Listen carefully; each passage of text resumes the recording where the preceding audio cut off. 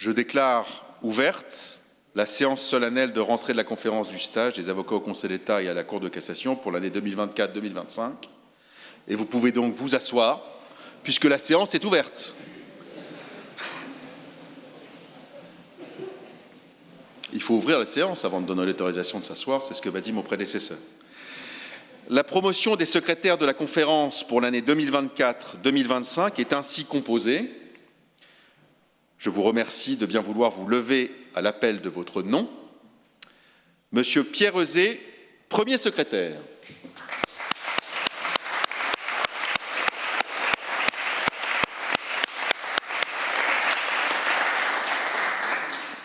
Madame Céline Gauthier-Maxence, deuxième secrétaire.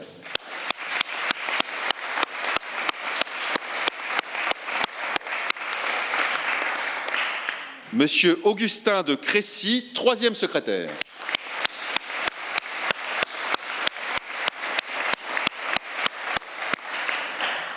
Monsieur Émile Lansade, quatrième secrétaire.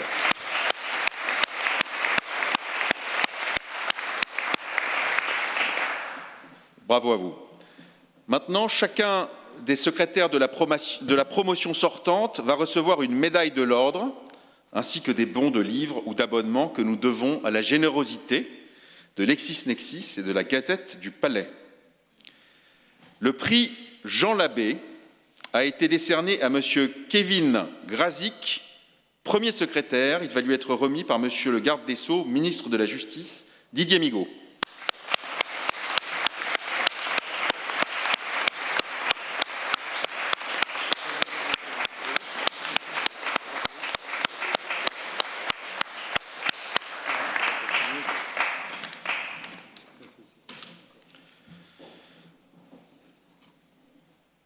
Le prix Gaston Mayer François Lioncan a été attribué à Madame Flora Drapp, deuxième secrétaire.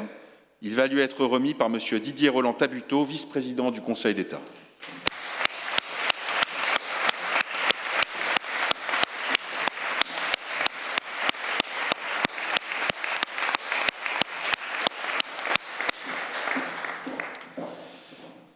Une médaille va être remise à Monsieur Philippe Narcy, troisième secrétaire, par Monsieur Christophe Soulard, premier président de la Cour de cassation.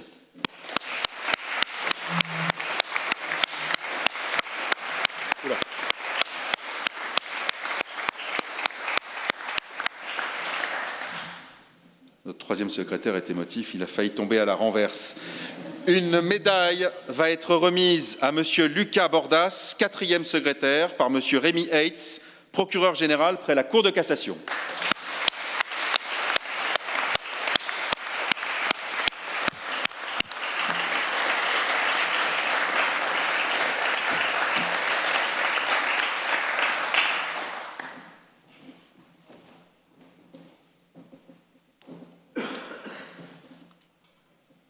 Monsieur le garde des Sceaux, ministre de la Justice, Monsieur le vice-président du Conseil d'État, Monsieur le premier président de la Cour de cassation, Monsieur le procureur général près la Cour de cassation, Monsieur le président de la section du contentieux, Madame la présidente de la première chambre civile de la Cour de cassation, Monsieur le préfet d'Île-de-France, préfet de Paris, Madame la secrétaire générale du gouvernement, Monsieur le membre du Conseil constitutionnel, Monsieur le membre du Conseil supérieur de la magistrature, Madame et Monsieur les présidents de section du Conseil d'État, Mesdames et Messieurs les présidents de chambre de la Cour de cassation, Messieurs les premiers avocats généraux de la Cour de cassation, Monsieur le procureur européen, Monsieur le procureur financier, Monsieur le bâtonnier du barreau de Paris, Messieurs les représentants des barreaux des cours suprêmes européennes, Mesdames et Messieurs les hauts magistrats, Mesdames, Messieurs les hautes personnalités, mes chères consoeurs, mes chers confrères, chers amis de la conférence. Inventer. Inventer, c'est penser à côté, selon une célèbre formule que l'on attribue volontiers à Albert Einstein. Il ne peut y avoir d'innovation que si l'inventeur fait ce pas de côté. la transgression est au cœur de la pensée conceptive. Innover suppose d'admettre le désordre, de sortir d'un ordre pour en inventer un autre. Dans ces conditions, le juriste peut-il, lui aussi, innover? La pensée juridique peut-elle accueillir l'innovation et, partant, la transgression? C'est là ma conviction profonde. Le droit n'est pas qu'un système de normes, c'est aussi et surtout un savoir. Et s'il est en mutation permanente, ce n'est pas simplement le fait des pulsations de notre société qui dictent ses besoins. Avant tout, si le droit est vivant, c'est parce qu'il est un système de construction de savoir, parce qu'il est une science sociale bien évidemment, mais une véritable science, et toute science a ses inventeurs. Qui sont-ils donc, ces inventeurs, tous ceux qui concourent à alimenter le fleuve de ce savoir juridique? L'idée peut jaillir ici de la rédaction d'un texte législatif ou réglementaire, là d'une note de doctrine ou d'une décision de justice, ailleurs encore de conclusions et de mémoires d'avocats. Tentons ensemble, si vous le voulez bien, d'approcher la figure de ces juristes inventeurs, celles et ceux qui nous ont précédés, celles et ceux que nous essayons d'être, celles et ceux que, je l'espère, vous aspirez à devenir. Cet ouvrage est exigeant. L'on attribue souvent au hasard des inventions majeures. Sérendipité, dit-on, pour désigner ces découvertes fortuites. L'inventeur est, il est vrai, souvent découvreur de trésors par hasard. La Vénus de Milo, découverte par un paysan grec dans son champ, comme la découverte des Amériques, doivent beaucoup au hasard. Mais le hasard, et c'est heureux, n'est pas l'unique source d'invention.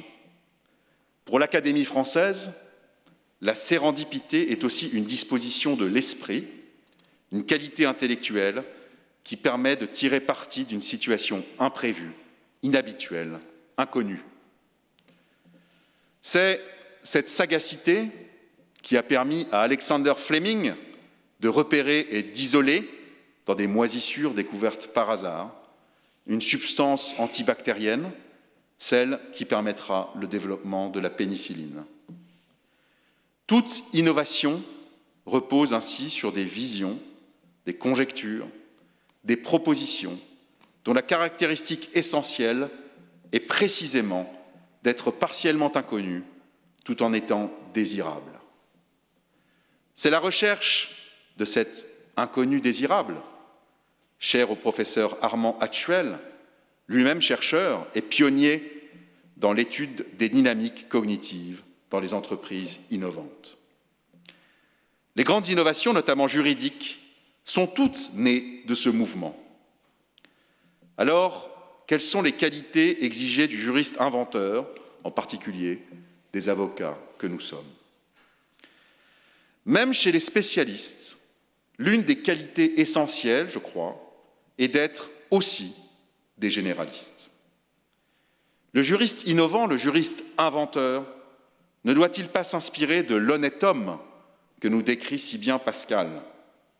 Cet honnête homme qui doit savoir peu de tout, car il est bien plus beau de savoir quelque chose de tout que de savoir tout d'une chose.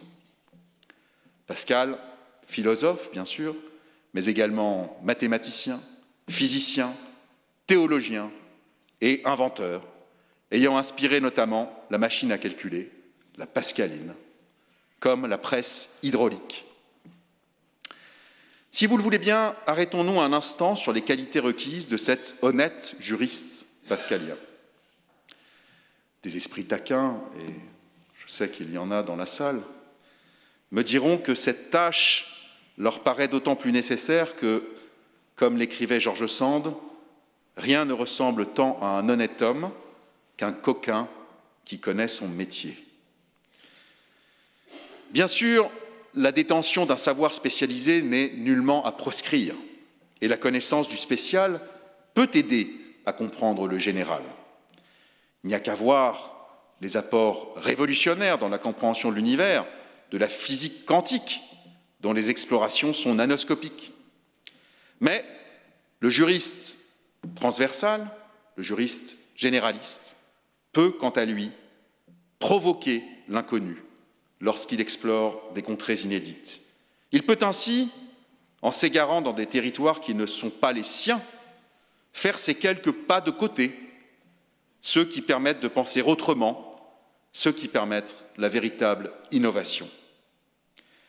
Au XXIe siècle, ce juriste inventeur doit affronter de nouveaux défis. Je m'en tiendrai à en signaler deux. Le premier défi tient à l'abondance des sources du droit. Doit-on y voir un frein à toute innovation? Le constat est banal, il est régulièrement relevé, souvent décrié.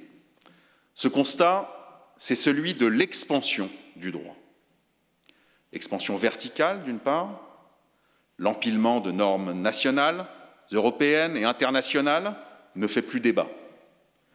L'idée paisible de hiérarchie des normes est trompeuse, autant d'ailleurs que celle de pyramide de Kelsen.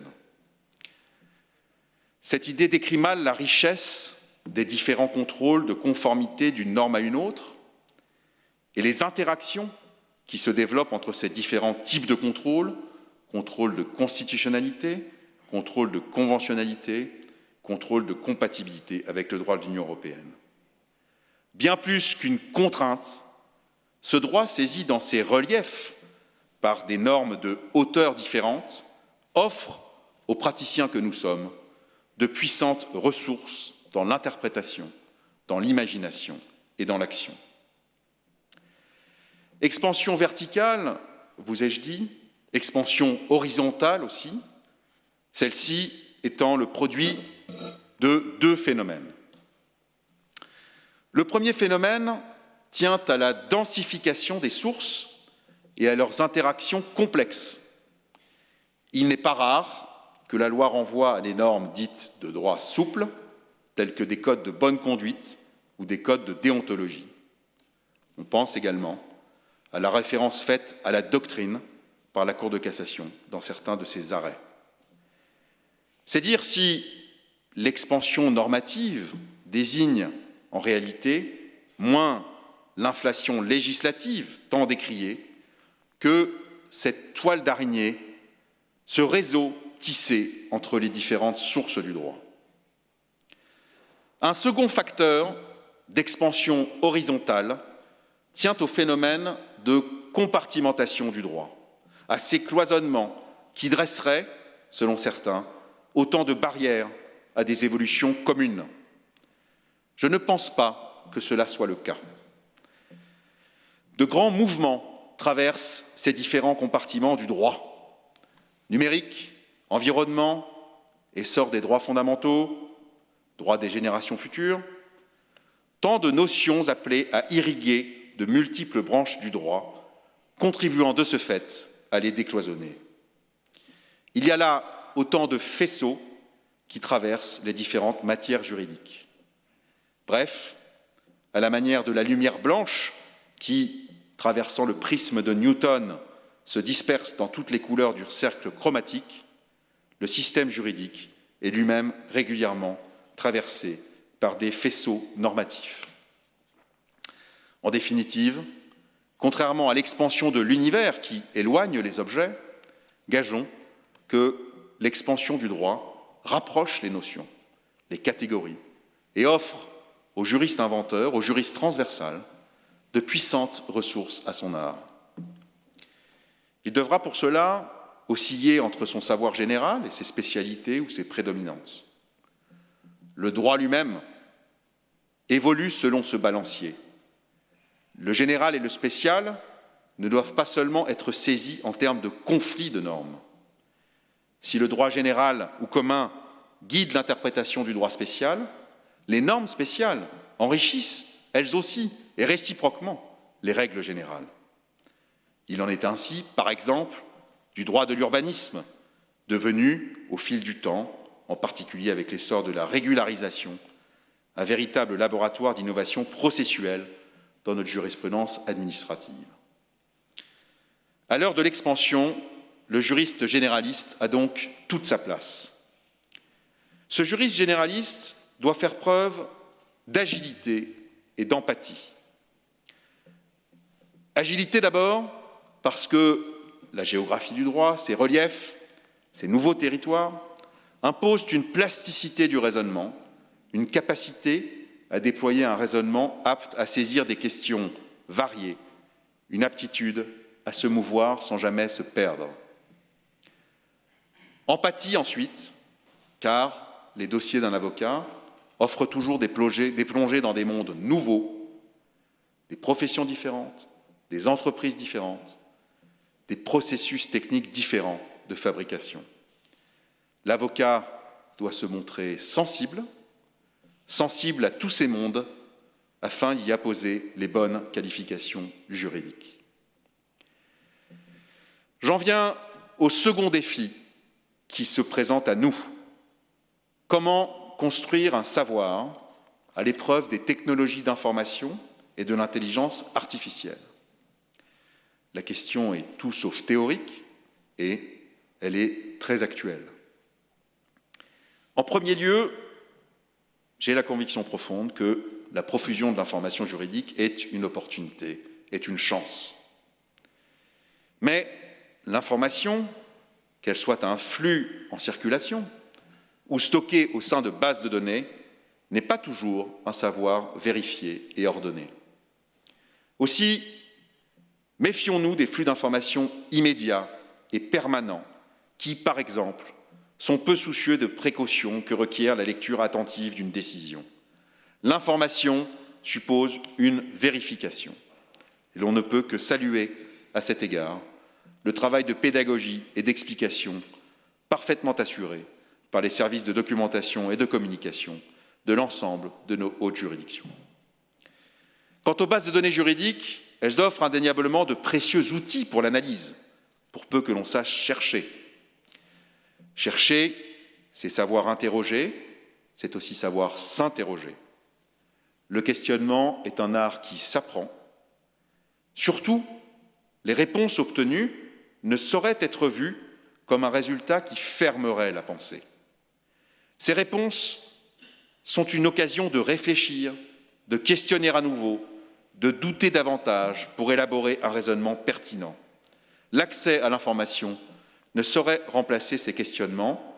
C'est là une condition de l'esprit critique indispensable aux juristes citoyens d'aujourd'hui et plus encore de demain. Placé au cœur de la validité du raisonnement juridique, le syllogisme requiert un puissant travail des prémices. Il importe, en particulier, de savoir rendre compte du droit, d'une jurisprudence remise dans un contexte. Il ne suffit pas, pour les praticiens que nous sommes, de se réfugier derrière une solution qui nous est favorable. Encore faut-il expliquer pourquoi cette solution trouve place dans l'ordre juridique. Enfin, le développement de l'intelligence artificielle requiert de semblables précautions.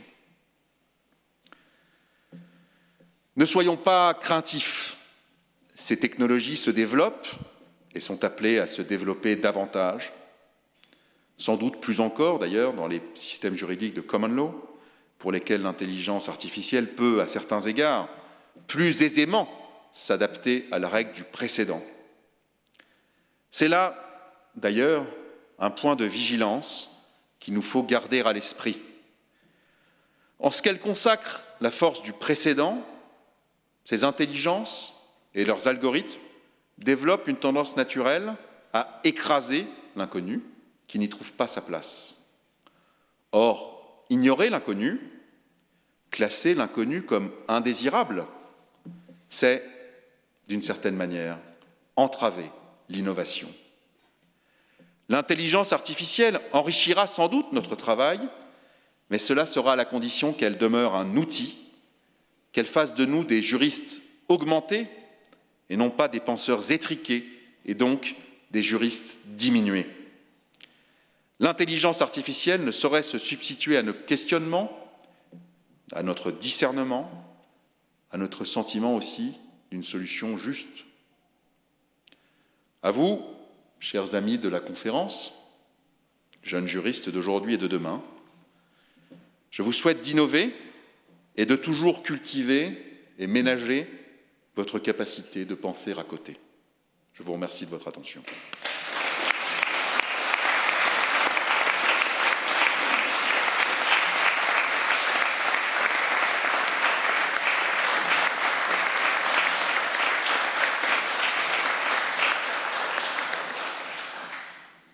Merci. Je cède maintenant la parole à notre premier secrétaire, M. Kevin Grazik, pour son discours. Monsieur le premier secrétaire, vous avez la parole.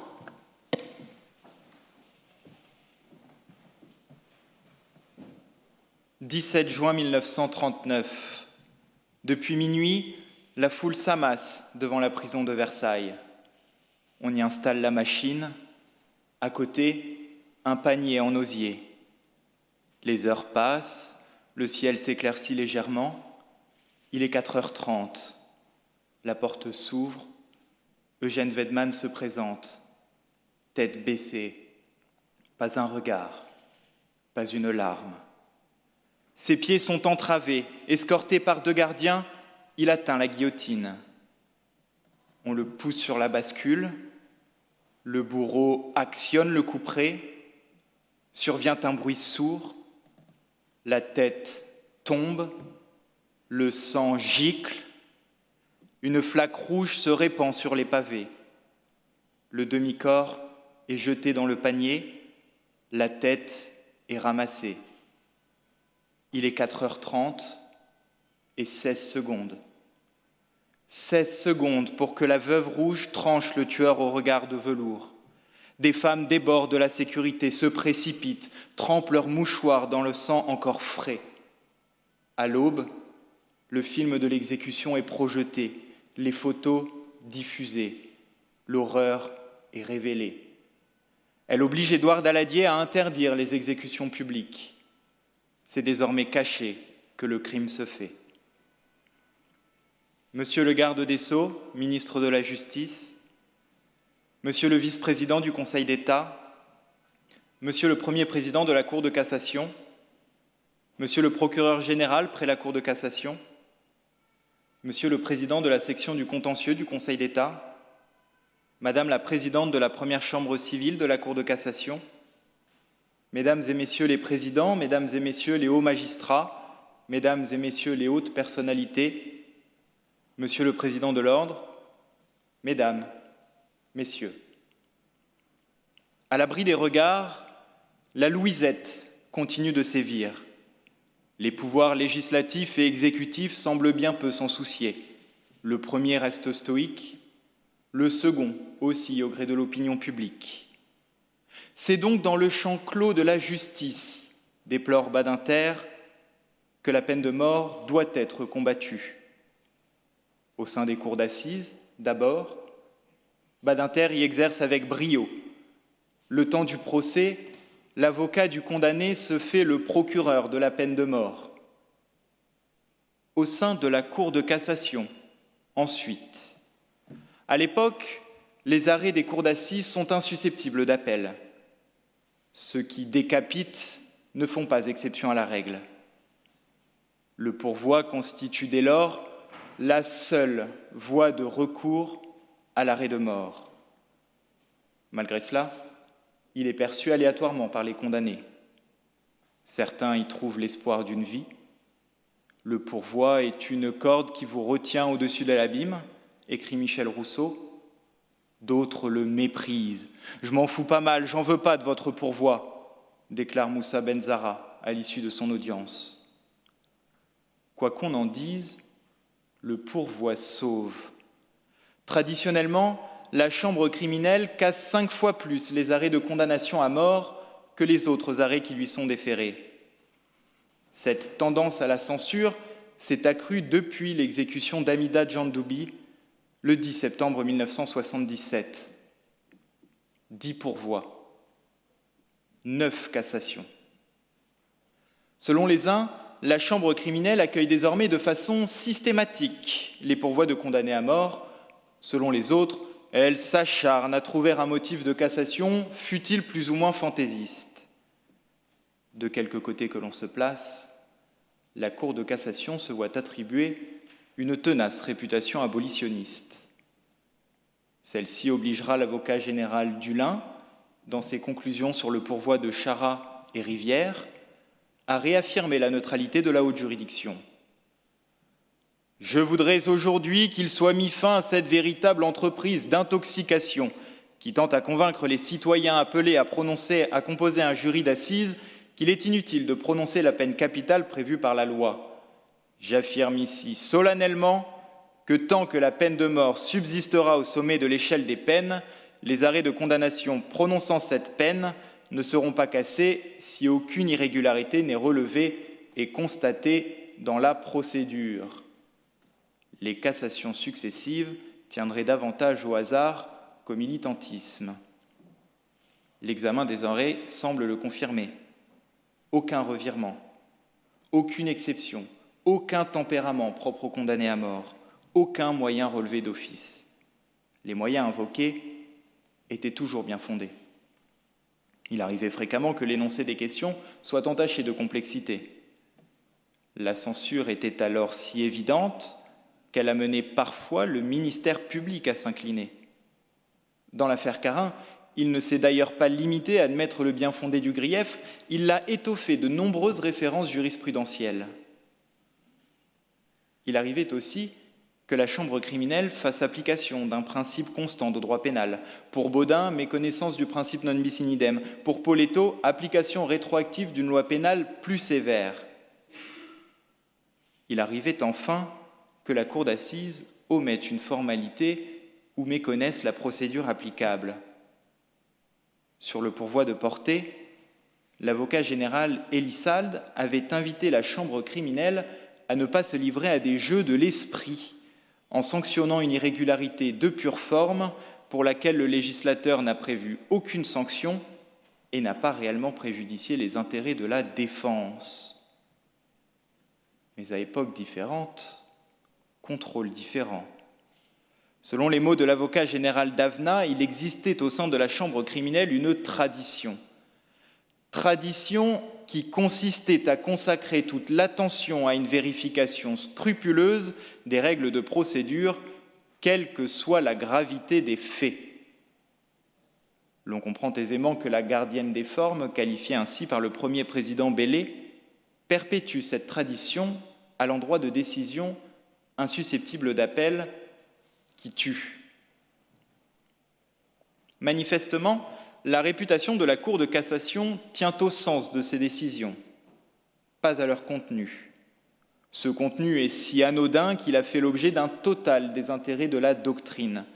On ne trouve qu'un commentaire d'arrêt en 5 ans, une critique de l'arrêt Maurice au recueil d'Alloz. L'unique arrêt critiqué est l'unique arrêt de rejet. Maurice. Il n'est pas de meilleur exemple pour mettre à bas la réputation abolitionniste de la Cour de cassation, et par là même de saluer le travail des avocats au Conseil. Au sein de la Cour d'assises de Paris figurait en qualité d'assesseur un certain Henri Leclache. Il avait été nommé magistrat à titre temporaire et affecté par arrêté au tribunal de grande instance de Paris. L'irrégularité de cette affectation était démontrée par les avocats de Maurice, Philippe et Claire Vaquet. L'annulation de l'arrêté ne pouvant être prononcée par la chambre criminelle, ils sollicitaient un renvoi devant le tribunal administratif. Ils étaient confiants. Pour cause, la chambre criminelle accueillait régulièrement des demandes de renvoi facultatif. À l'audience, l'avocat au conseil plaide ce moyen. Vient le tour du conseiller rapporteur, André Braunschweig. Il se lève et affirme « Le sursis à statuer serait sans doute la pire décision que vous puissiez prendre. Il ouvrirait la porte à toutes sortes d'abus, car il suffirait désormais aux condamnés, pour retarder le moment où ils devront subir leur peine, d'alléguer qu'il y avait, parmi leurs juges, un juge mal nommé. L'audience s'achève. La décision est rendue sur le siège. Les parties et leurs avocats sont invités à patienter dans la galerie Saint-Louis. Cette galerie d'ordinaire si majestueuse se transforme un instant en couloir de la mort. L'avocat au conseil le sait. Mais il sait aussi qu'Henri Leclache avait été mal nommé. Alors il s'arme d'un stylo et d'une feuille, rédige à la hâte une note en délibéré. En vain. Le 19 mars 1981, la chambre criminelle rejette le pourvoi. En l'absence de toute réclamation formulée au cours des débats, la nomination d'Henri Leclache est présumée conforme à la loi. Philippe Maurice est un mort vivant. Il lui reste encore un espoir d'éviter le froid de l'acier. À cette époque, le président Giscard d'Estaing est encore en poste. François Mitterrand est pressenti pour lui succéder, lui qui a fait de l'abolition l'un des thèmes de sa campagne. Après le quai de l'horloge, il faut jouer la montre. L'avocat au conseil forme un recours pour excès de pouvoir contre l'arrêté de nomination d'Henri Leclache. L'opération est une réussite. L'affaire est encore pendante devant le Conseil d'État quand François Mitterrand est élu le 10 mai. Dès le lendemain, Badinter rend visite au condamné. Il lui indique qu'il sera gracié et qu'il symbolisera l'abolition elle-même. Le 15 mai, le Conseil d'État annule l'arrêté de nomination d'Henri Leclache. Aucun doute désormais, la cour d'assises ayant condamné Philippe Maurice à mort était irrégulièrement composée. Ironie du sort, la chambre criminelle annulera par la suite d'autres arrêts rendus par la cour d'assises de Paris lorsqu'y siégeait Henri Leclache. Abolitionniste, la Cour de cassation ? Non. Rétentionniste ? Non plus. La gardienne des lois était légaliste, purement, simplement. Il n'en reste pas moins que ces décisions ont eu un double impact. Pour les condamnés eux-mêmes, d'abord, toutes les condamnations à mort cassées depuis 1977 ont été commuées par la Cour de renvoi. Quel que fût le motif de cassation, le contrôle opéré par la chambre criminelle a permis de sauver 8 vies. Répétons-le, par son contrôle, la chambre criminelle a sauvé 8 vies. Il faut dire que devant la cour de renvoi, les mises en examen ont bénéficié de la plus solide des défenses. Badinter. L'avocat a offert de défendre gratuitement tous les condamnés à mort dont l'arrêt avait été cassé. Il a fait commuer les peines de Baudin, Yayaoui, Rousseau, Portet et Garceau. Les cassations successives ont affaibli la peine de mort. Ensuite, d'après le magistrat Denis Sala, l'automaticité des censures a participé à une progressive déconstruction judiciaire de la peine de mort avant l'abolition législative. À quoi bon prononcer une peine qui sera ultérieurement annulée, qui sera ultérieurement commuée ? Certains procureurs se le demandaient, puis refusaient de là demander. Prenons les affaires Garceau et Dussault. Garceau tue une adolescente en 1953, Dussault tue son épouse en 1958. Garceau est condamné à la réclusion à perpétuité, Dussault est condamné aux travaux forcés à perpétuité. Garceau est libéré en 1972, Dussault l'est en 1974. Garceau tue sa collègue en 1978, Dussault tue sa patronne quelques mois plus tard. Garceau est condamné à mort, l'arrêt de condamnation est cassé, la peine est commuée en réclusion à perpétuité. Dussault profite de ce précédent. À l'audience, le procureur renonce à requérir la peine de mort en s'inspirant du cas Garceau. Il y a 3 mois, dit-il, un homme était dans la même situation que celui-ci. C'était pourtant un personnage encore plus odieux. Je demande la réclusion à perpétuité. Au-delà de sa jurisprudence, la Cour de cassation a œuvré pour l'abolition par ses membres. Il est rare que les magistrats déposent, selon l'expression de l'avocat général Lindon. Pourtant, lorsqu'il s'agit de peine de mort, les hauts magistrats ne se cachent pas. Le conseiller Marc Ancel, lui, n'hésite pas à étaler publiquement ses convictions. Il faut dire que depuis 1954, il prônait une philosophie pénale humaniste. Dans son ouvrage « La défense sociale nouvelle », il réclamait déjà l'abolition de la peine de mort. Cette peine qu'il estimait incompatible avec les principes de base et la philosophie pénale du système fondé sur le respect de l'être humain et donc l'intangibilité de la vie humaine. L'influence de l'œuvre du conseiller fut immense. Badinter avouera qu'il était son maître, celui qui a ouvert la voie et l'a éclairé de sa conviction. Le conseiller Marc Ancel n'est pas la seule source d'inspiration de l'avocat. Devant les députés, il demandera l'abolition en se fondant sur les convictions du premier président Hédalot. Ces convictions, le plus haut magistrat de France les a mûries avec le temps. Dans son ouvrage « Magistrat », débuté à l'automne 1974, il avouait n'avoir pas encore résolu sa réflexion sur la peine de mort.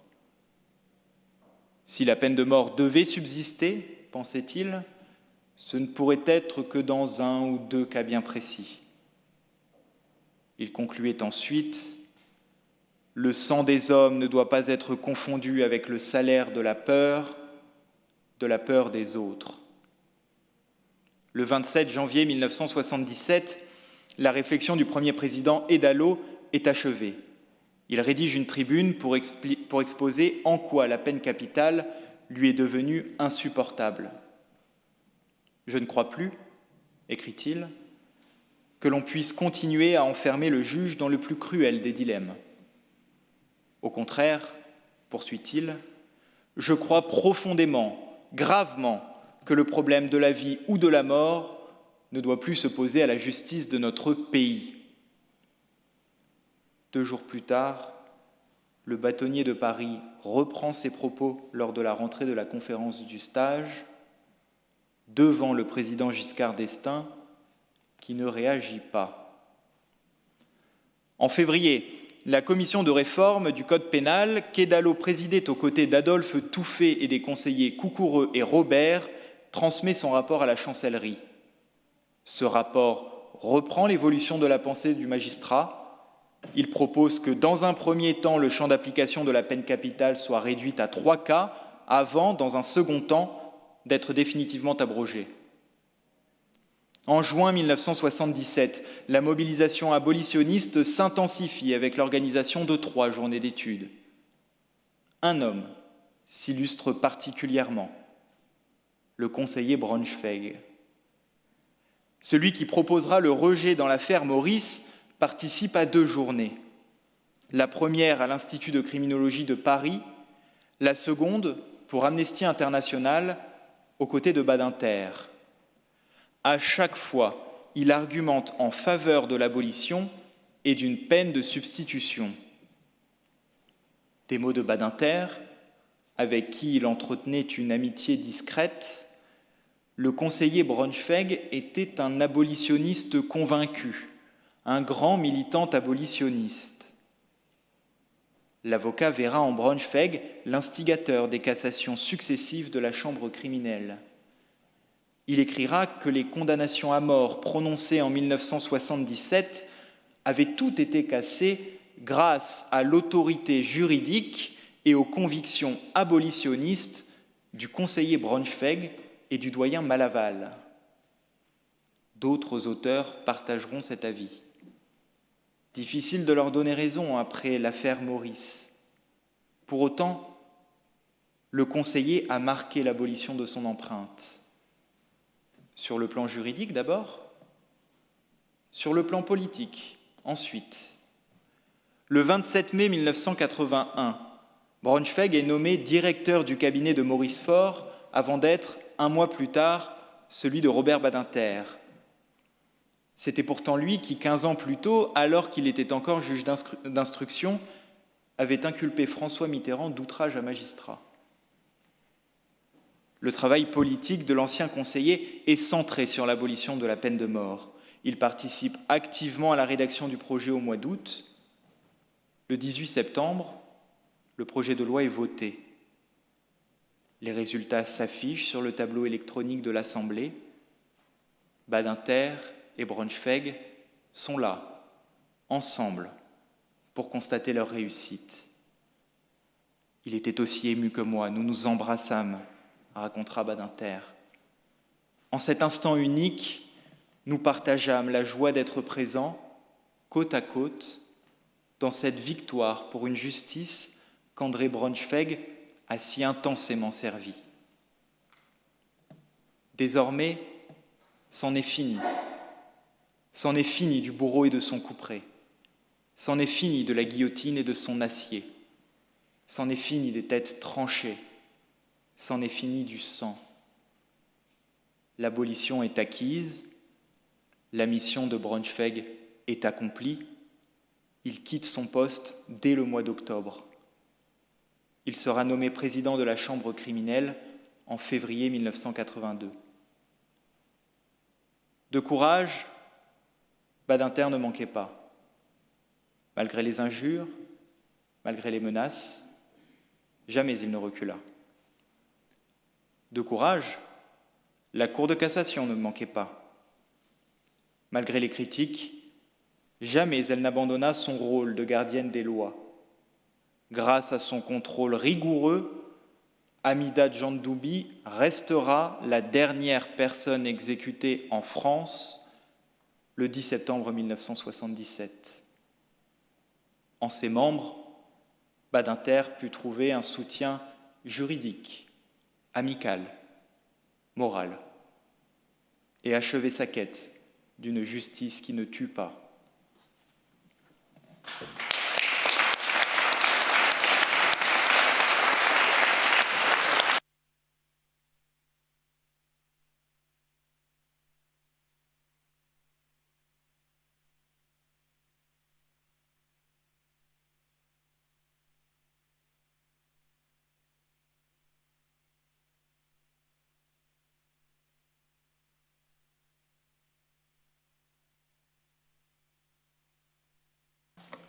Merci, Monsieur le Premier secrétaire. Puisque toutes les bonnes choses ont une fin, il me faut déclarer close cette rentrée solennelle de la conférence du stage en vous remerciant toutes et tous d'avoir bien voulu nous faire l'honneur d'y assister. Merci beaucoup.